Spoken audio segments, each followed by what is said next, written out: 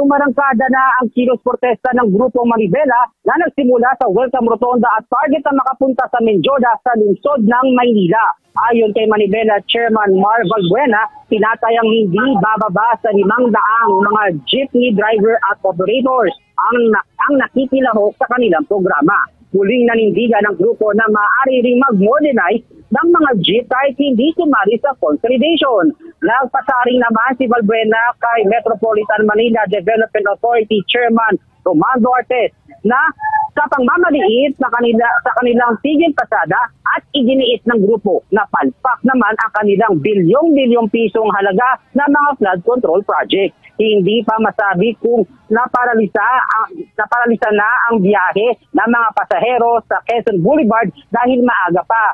Sa ngayon ay bumalagbag na ang mga grupo ng Manibela sa dalawang linya ng Quezon Boulevard. Kaya naman umaabot na ang mabigat na daloy ng trapiko hanggang sa dulo o bandayan sa Santo Domingo Church. Live mula rito sa Welcome Rotonda sa lungsod ng Quezon, Christopher Tirambulo, Newslight.